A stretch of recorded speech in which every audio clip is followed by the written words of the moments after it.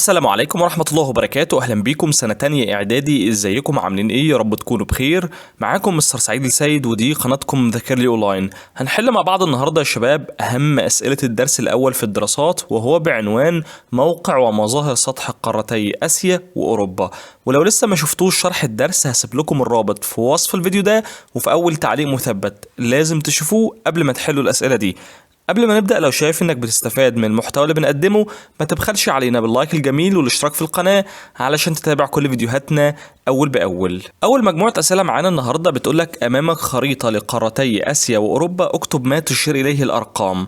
رقم 1 ده المحيط إيه يا شباب؟ سهلة جدا، ده المحيط الهادي. طب رقم 2 دي جبال إيه؟ دي جبال أورال اللي بتفصل آسيا عن قارة أوروبا. طب رقم 3 ده نهر إيه اللي موجود في الصين؟ ده نهر اليانج تسي واللي بيعتبر أطول أنهار آسيا، ورقم 3 على العالم من حيث الطول. طيب رقم 4 أرخبيل، ده أرخبيل إيه يا شباب؟ ده أرخبيل اليابان. طب لو شاور لي هنا وقال لي ده أرخبيل إيه؟ هقوله طبعا ده أرخبيل إندونيسيا. برافو عليكم. طيب فاكرين إحنا قلنا يعني إيه أرخبيل؟ قلنا ده مجموعة من الجزر المتجاورة في منطقة مائية. طب رقم 5 دي هضبة ايه؟ دي هضبة الميزيتا اللي موجودة في اسبانيا. انما لو شاور لي هنا وقال لي دي هضبة ايه هقوله دي هضبة فرنسا الوسطى. طب رقم 6 دي هضبة ايه؟ دي هضبة الدكن في جنوب دولة الهند.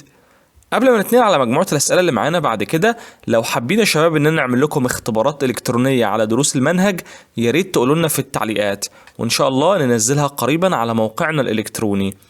مجموعة الأسئلة اللي معانا بعد كده بتقولك اكتب كلمة صواب أو خطأ مع تصويب الخطأ.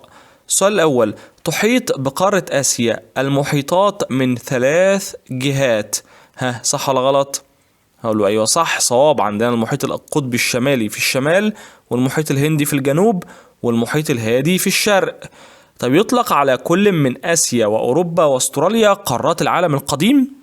لا خطأ، آسيا وأوروبا وإفريقيا هم اللي بيطلق عليهم قارات العالم القديم. طب السؤال اللي بعد كده بيقول لك قامت بقارة آسيا العديد من الحضارات العريقة زي الحضارة الصينية والحضارة اليونانية؟ لا غلط، الحضارة الصينية فعلا كانت في آسيا، لكن الحضارة اليونانية كانت في أوروبا. يبقى هشيل الحضارة اليونانية وهكتب له مثلا حضارة بلاد الرافدين أو الحضارة الهندية أو الحضارة الإسلامية.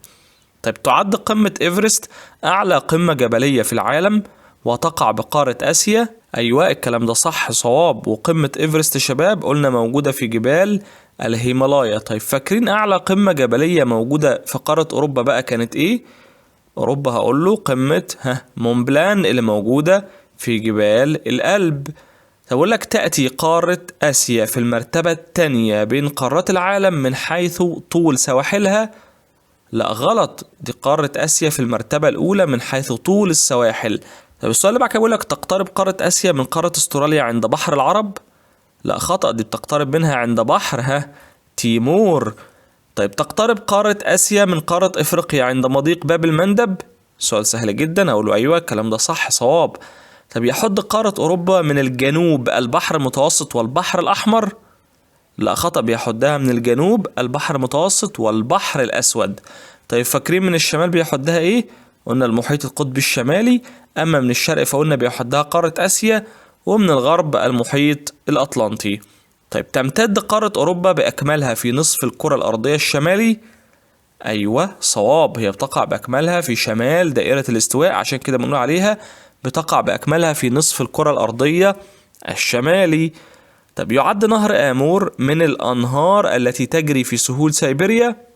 لا خطأ، النهر ده يا شباب نهر آمور من الأنهار اللي بتجري في سهول منشوريا في شرق قارة آسيا. بعد كده معانا مجموعة أسئلة تانية مهمة جدا بتقولك بما تفسر، وركزوا معايا قوي يا شباب في الأسئلة دي، الأهمية الاقتصادية لموقع قارة آسيا. ليه موقع قارة آسيا ليه أهمية اقتصادية؟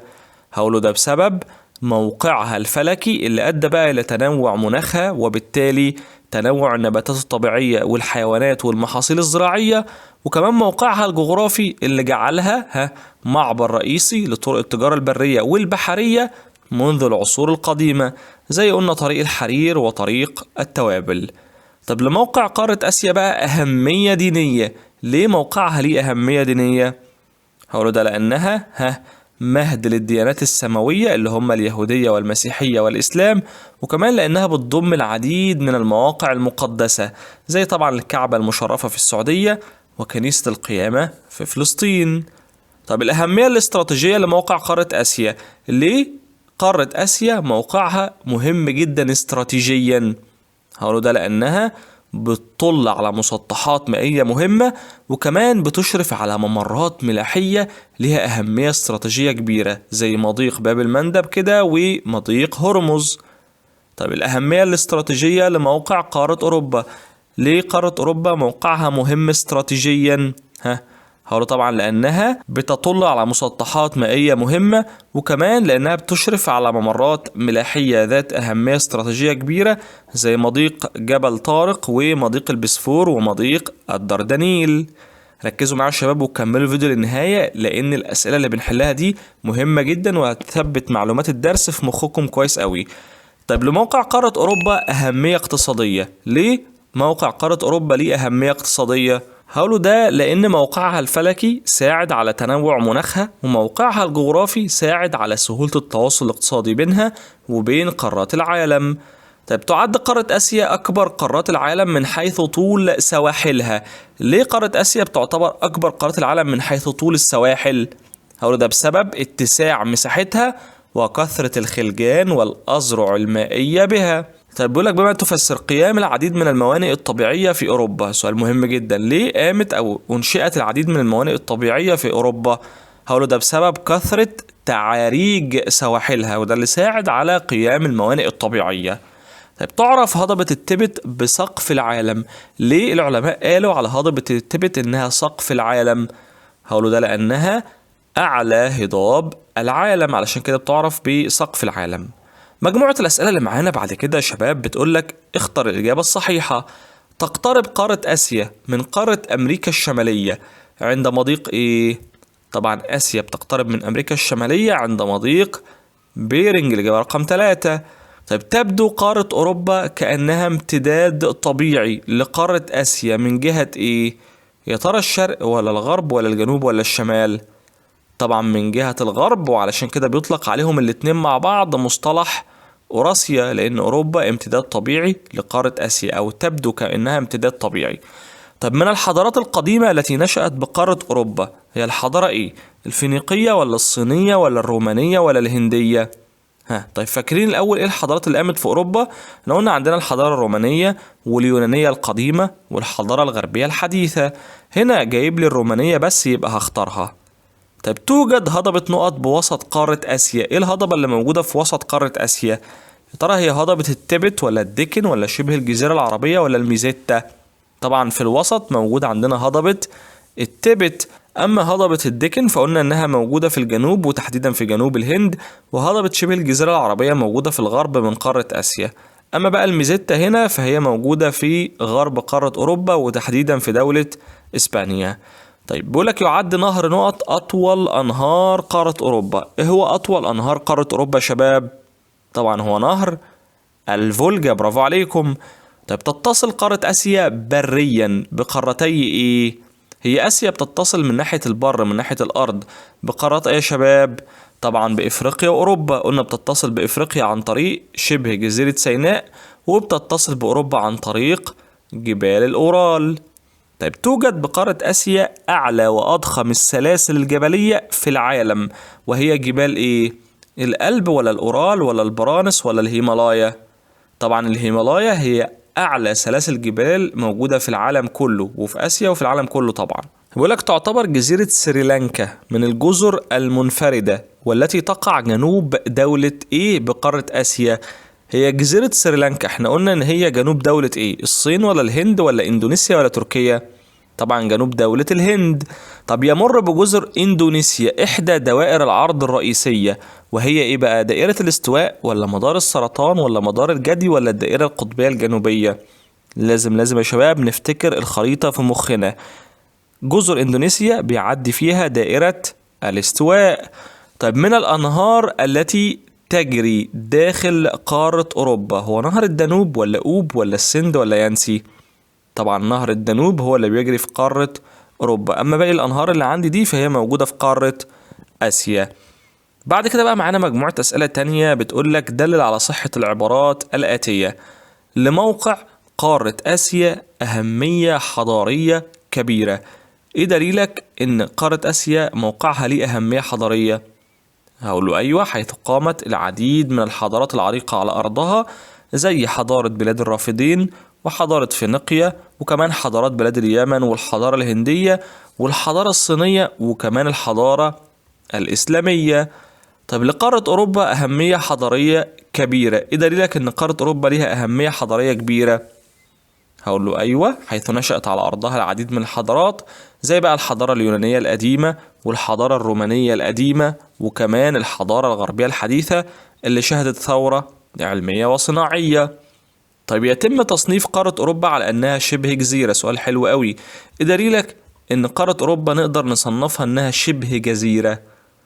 هقول له أيوة، حيث تحدها المسطحات المائية من 3 جهات. عندنا في الشمال المحيط القطبي الشمالي، وفي الجنوب البحر المتوسط والبحر الأسود، ومن الغرب عندنا المحيط الأطلنطي. أما بقى من الشرق فبتتصل بريا بقارة آسيا، علشان كده بنقول على قارة أوروبا إنها بتعتبر شبه جزيرة لكن كبيرة شوية. طيب تتميز قارة آسيا بكثرة الجزر بها، إيه دليلك إن قارة آسيا فيها جزر كتيرة؟ هقول له أيوة، حيث يوجد بها عدد كبير من الجزر بالقرب من سواحلها، زي جزيرة سريلانكا اللي بتعتبر من الجزر المنفردة، وفي كمان نوع تاني من الجزر اسمها الأرخبيل، زي أرخبيل اليابان وأرخبيل إندونيسيا، ودي عبارة عن مجموعة جزر زي ما قلنا متجاورة جنب بعضها. طيب للسهل الأوروبي العظيم أهمية كبيرة لقارة أوروبا، إيه دليلك إن السهل الأوروبي العظيم ده مهم جدا بالنسبة لقارة أوروبا؟ هقول له أكيد، حيث يعتبر أكبر السهول الفيضية اللي موجودة في القارة، وبيجري فيه عدد من الأنهار، أهمها طبعا نهر الفولجا ونهر الدانوب. والسهول اللي كونتها الأنهار دي ساعدت على سهولة التواصل بين أجزاء القارة الأوروبية وتحقيق بقى التنمية الزراعية بها. آخر مجموعة أسئلة معانا النهاردة يا شباب بتقولك أجب بما هو مطلوب أمام كل عبارة مما يأتي. السؤال الأول: أكمل. تمتد سلسلة جبال نقط بين فرنسا وإسبانيا بقارة أوروبا. إيه سلسلة الجبال اللي موجودة بين فرنسا وإسبانيا يا شباب؟ دي سلسلة جبال البرانس. طيب صوب ما تحته خط. تجري سهول نهر السند في شرق قارة آسيا؟ لا، ده سهول نهر السند دي بتجري في جنوب قارة آسيا. ونفتكر مع بعض كده يا شباب، احنا قلنا في الغرب عندنا سهول نهري دجلة والفرات، اما في الشمال في قارة آسيا عندنا سهول سيبيريا اللي فيها أوب ويانسي ولينا، وفي الشرق عندنا سهل الصين اللي بيجري فيه نهر اليانجتسي، وكمان سهول منشوريا اللي بيجري فيها نهر آمور. طب بقول لك ما النتائج المترتبة على الموقع الفلكي لقارة أوروبا بالنسبة لدوائر العرض؟ هقول ترتب عليه إيه؟ ترتب عليه وقوع معظم القارة في المنطقة المناخية المعتدلة الشمالية من الكرة الأرضية. طب ماذا يحدث إذا كانت السهول الساحلية في أوروبا غير متعرجة؟ إيه اللي كان هيحصل؟ احنا قلنا ايه اللي حصل لما سواحل اوروبا كانت متعرجة؟ قلنا ساعد على انشاء العديد من الموانئ الطبيعية. يبقى هنا هعكس له الاجابة، هقول له سوف يؤدي ذلك الى قلة وجود الموانئ الطبيعية بها. وبكده تكون خلصت اسئلة النهاردة. لو حابين اننا نعمل لكم اختبار الكتروني على الدرس يا ريت تقولوا لنا في التعليقات، وهسيب لكم رابط فيديو الشرح لو حابين ان انتوا تتفرجوا عليه تاني يا شباب. وفي النهاية لو شايف انك استفدت من الفيديو ده ما تبخلش علينا باللايك الجميل والاشتراك في القناة علشان تتابع كل فيديوهاتنا اول باول. سلام.